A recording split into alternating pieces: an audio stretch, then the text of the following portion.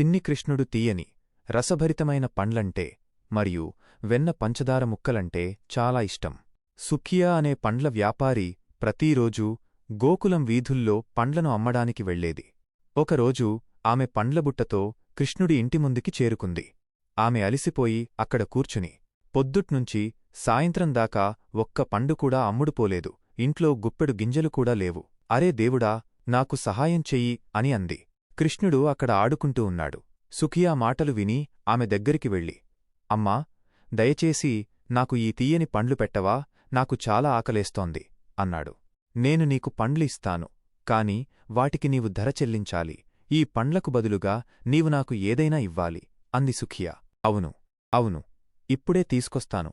కృష్ణుడు పరుగుపరుగున తన ఇంటికి వెళ్ళి లోపలికి వెళ్ళాడు. ఒక కుండలో గోధుమలు ఉంచబడ్డాయి. కృష్ణుడు 2 పిడికిళ్ల నిండా గోధుమ గింజలను నింపుకుని పండ్ల వ్యాపారికి ఇవ్వడానికి బయలుదేరాడు. ఆ చిన్న పిడికిళ్ల నుండి గోధుమ గింజలు దారిలో పడి చెల్లాచెదురు అయ్యాయి. అతను సుఖియా దగ్గరికి చేరుకునేసరికి అతని పిడికిలిలో కేవలం 4 గోధుమ గింజలు మాత్రమే మిగిలాయి. అమ్మా, ఇదుగో, నేను ధర తీసుకొచ్చాను అన్నాడు కృష్ణుడు.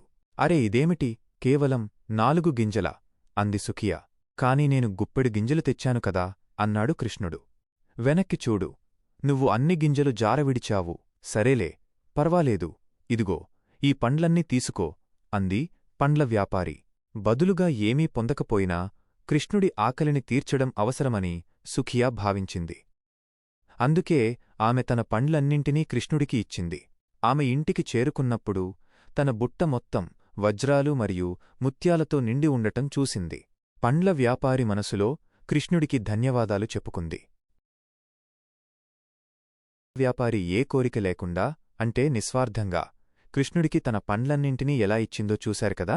అదేవిధంగా మనం కూడా ఏ ప్రతిఫలాన్ని ఆశించకుండా మన పనిని పూర్తి నిజాయితీతో చెయ్యాలి.